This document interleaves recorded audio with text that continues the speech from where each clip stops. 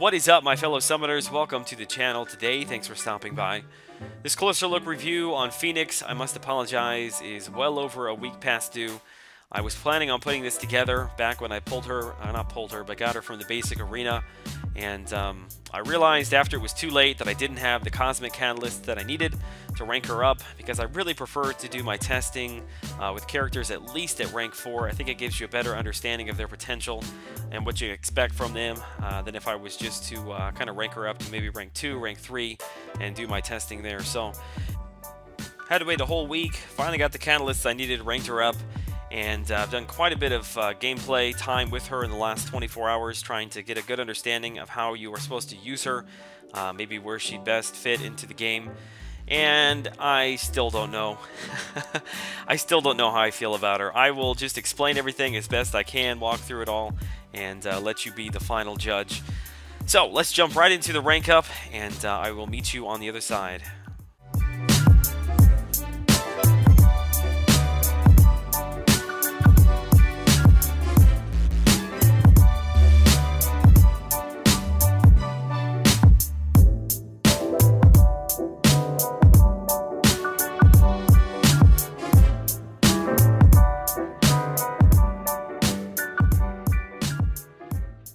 So because my 4-star Phoenix is not awakened, unfortunately, I'm going to skip over the signature ability and save that for the end. I'll switch over to my 3-star awakened Phoenix to kind of explain that.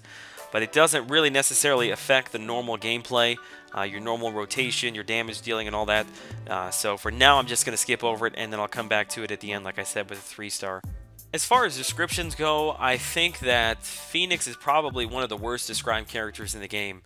It does a good job here of explaining, the different stages when you have a certain number of fury buffs, how the character, her abilities change, what buffs she gets. But what it doesn't do a good job of explaining is how you gain fury buffs, which seems to be a no-brainer, but for some reason you can't find it anywhere in here. I was struggling for a long time trying to figure out, it felt like sometimes the fury buffs were stacking really slowly. Sometimes they were stacking really quickly. I couldn't ever find a correlation between, is it the number of hits that I'm doing? Is it every 10 hits? Is it every 5 hits? Is it every time I crit? Is it every time I get a special? How am I gaining these fury buffs? And it wasn't until a live stream the other day I was talking about Phoenix, and somebody mentioned, hey, the fury buffs are on a timer. They are linked to the Phoenix Force buffs that you have. So essentially, the more Phoenix Force buffs you have, the quicker she gains the fury buffs. And the Phoenix Force buff is the yellow, I don't even know what it looks like. It's kind of like a feathery arrow thing. I don't know how to explain it. I'll show a picture of it here. But that is your Phoenix Force buff, and you're going to start with 1 when the fight starts. And the more of those Phoenix Force buffs that you stack, the quicker that you gain your fury buffs. So the next question then is, how do you gain the Phoenix buff? And that happens in one of 2 ways. Every time you use a heavy, there's a 100% chance that you're going to gain the Phoenix buff. And every time you use an S2, you gain 3 stacks of the Phoenix buff. So those are the 2 ways that you're going to be gaining it throughout the fight. Now, if you, I guess we'll just go down and we'll take a look now at the 2 different stages of Fury. Well, technically there's 3. If you have 1 to 4 Fury buffs, it's just an increase to an attack, to your attack, I should say. You don't gain any additional abilities. It's not till you hit that 5th Fury stack. So once you get to 5, between 5 and 10, every time you hit the opponent, you're gonna cause an incinerate. It's a 100% chance, whether that be a heavy, light attack, medium attack. As long as you're between 5 and 10 Fury buffs, every time you hit the opponent, it's going to be an incinerate. In addition, you can see there, it does lower block proficiency. It lowers the perfect block chance by 50% while incinerates are active. In addition to that, the heavy attack does gain an additional ability. Not only is it going to gain a Phoenix buff, but between 5 and 10 Fury buffs, it is also going to cause an armor break, which from my testing, I think you can only stack two armor breaks. That seems to kind of be the tipping point there. I don't think I could ever get to 3. It seemed like 2 was resetting. So that's kind of the second cycle. From 1 to 4 is a cycle of Fury buffs. Nothing happens there. Then as soon as you get to 5, between 5 and 10, you're causing Incinerate, and your heavies are causing Armor Break. Now, once you get to 11, that is kind of where it peaks out. As soon as you get to 11, it consumes all of your Phoenix buffs, so you lose all of those, and then it starts ticking down and consuming your Fury buffs, which it's about, it doesn't say here, but I would say it probably ticks through a Fury buff about once every half second, maybe 3/4 of a second. It goes through there pretty quick. But while it is counting down from 11 all the way to 0 on your Fury buffs, all attacks, medium, heavy, light, all attacks have a 25% chance to stun an opponent as long as they have an incineration, which they always will. So you've got the stun chance there. Then all of your offensive and defensive power gain is reduced by 80%, which at first I couldn't really understand the purpose of that. It really didn't make any sense. But I guess the reason for that is, if you're getting close to an S2, you're going to consume all of your Phoenix charges. And from that point, as the Fury buffs are counting down, then as soon as those are done, you're going to gain one more Phoenix charge. But if you just blew all the way through, and kept gaining power normally while it was counting down, you'd be at an S3. You'd have no Fury buffs. You'd only have one Phoenix charge, and you'd be doing almost no damage if you used your S3. So I think in this way, it kind of preserves your power and allows you to be able to then again, you get a Phoenix charges, start to build up Furies, and actually take full advantage then of your S2 and your S3. I think that is the purpose of the design of that. And then the last part there, it says on reaching 0 Fury charges, so once it counts from 11 down to 0, she jumps out of her overload stage, and she gains 1 Phoenix Force charge, so it's just like the fight starts all over again. You'll have to build up your Phoenix buffs by using a heavy, or wait until you get enough power to use your S2. One other thing I want to mention before I move on from the overload state is that at the end of the overload state, like I just mentioned, you lose all your Furies and you start with 1 Phoenix buff, just like at the beginning of a fight. But if you manage to use a heavy during the overload state, that Phoenix Force stays. And I think the intended purpose of the stun during the overload period there is for you to use a heavy. So if you're going through a regular combo and you manage to get a stun, because there's a 25% chance to stun on every hit while she's in that overloaded state, instead of going back in and maybe using another 5-hit combo, that's probably a really good time to try to squeeze in a heavy. That way, at the end of this, when it dumps all of your Fury buffs and you start with the 1 Phoenix Force charge, it's actually going to also keep any heavy attack Phoenix Force buffs that you did during that overload state. So instead of just starting all over again with 1 Phoenix Force buff and having to wait and build up those Furies, or try to parry stun and use a heavy, you're going to be able to start all over again with at least 2, if not 3, depending upon how many stuns you had.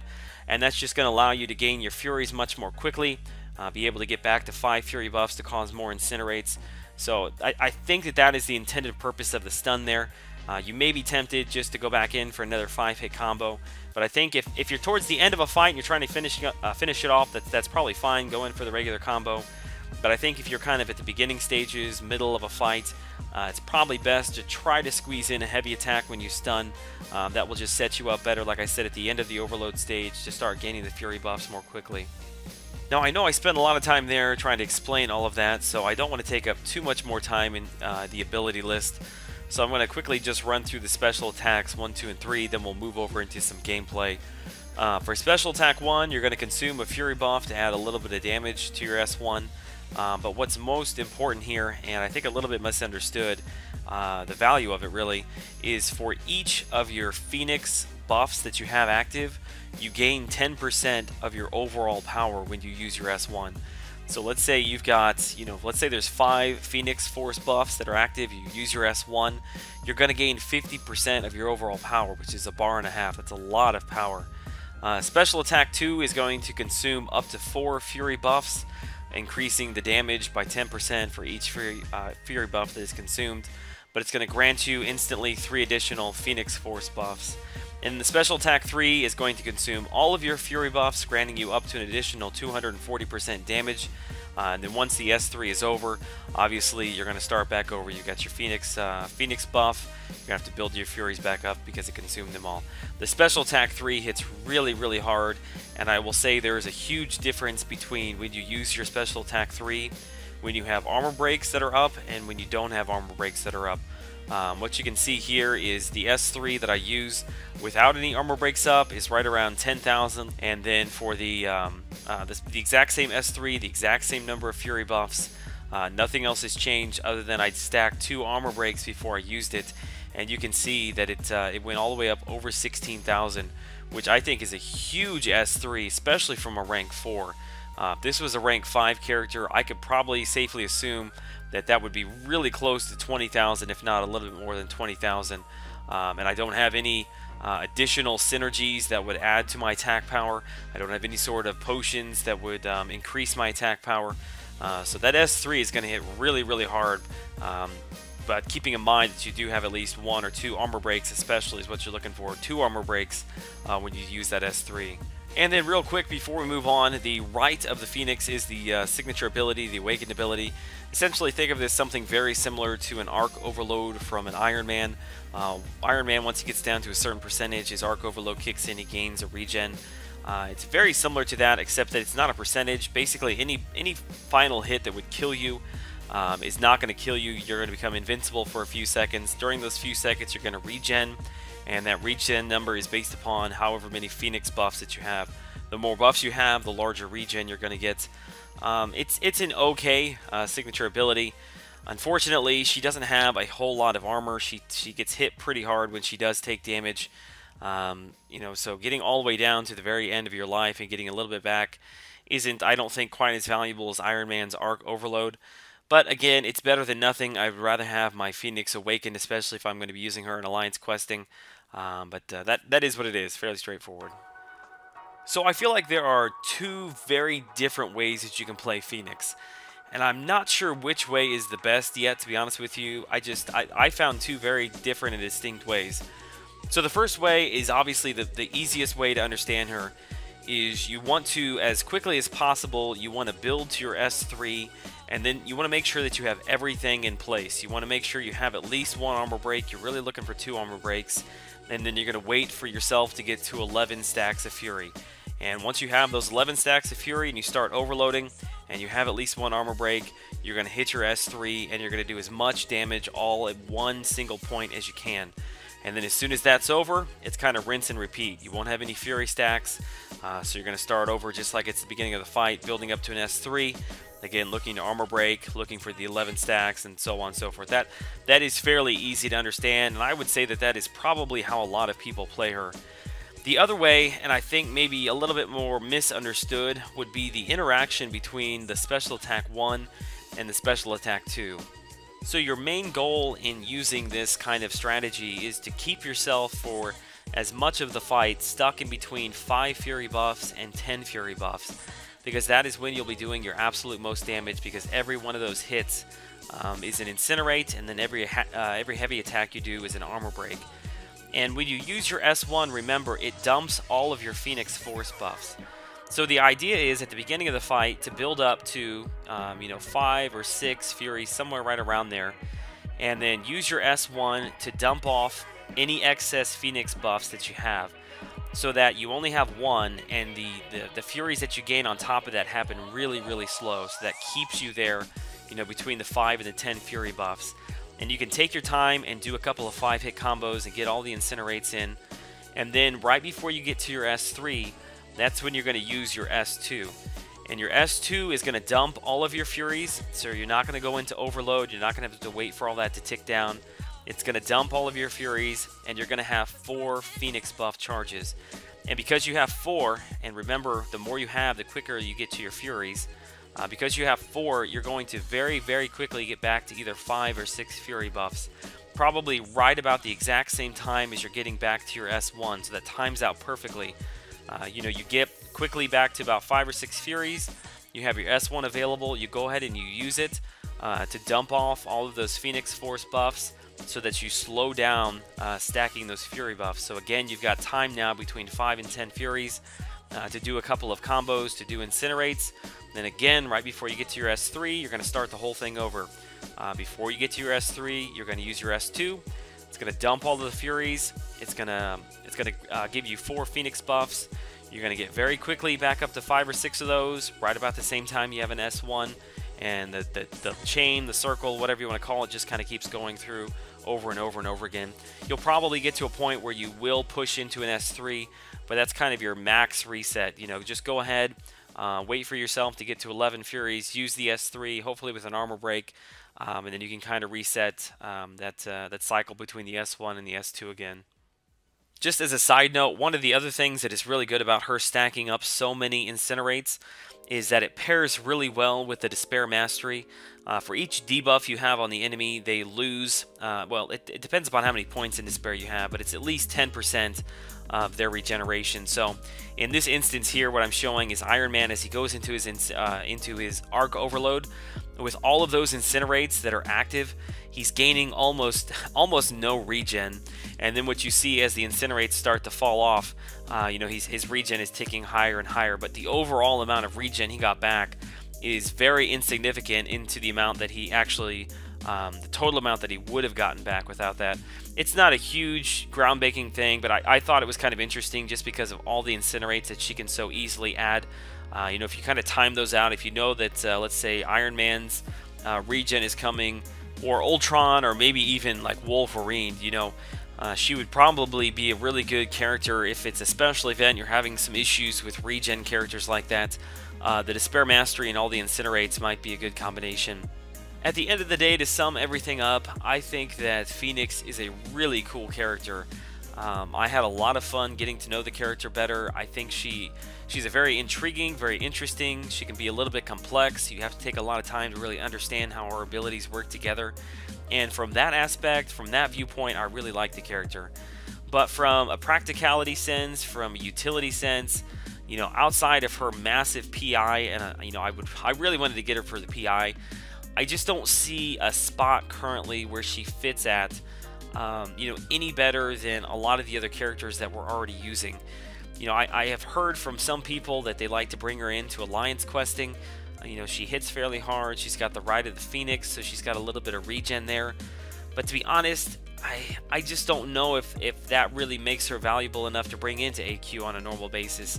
She has almost no block proficiency. She's not bleed immune. She's not poison immune.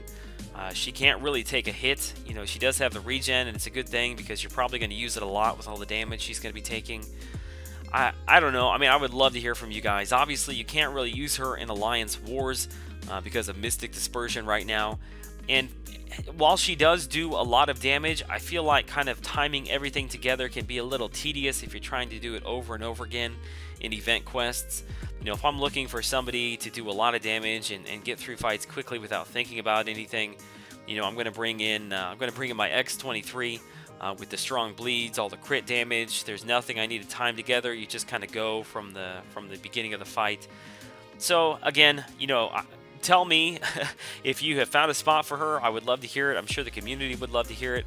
But you know, from one aspect, I really like her. I think she's an intriguing character. From another, I just don't see a whole lot of use for her. I can't really recommend that you take her anywhere. But because of that PI, definitely she's a great character to have on your roster and ranked up because she does have massive amounts of PI. Maybe in the future when we see changes, possibly to Mystic Dispersion, if they move that around somehow, you know, maybe she'll make a comeback in Alliance Wars. But for now, that's just kind of my 2 cents. Alright guys, I really enjoyed putting this closer look video together. I hope you enjoyed it as well. Hope you learned something. As always, leave questions down below in the comment section. Hit me up over on Twitter. Until I see you all in the next video, have a great day.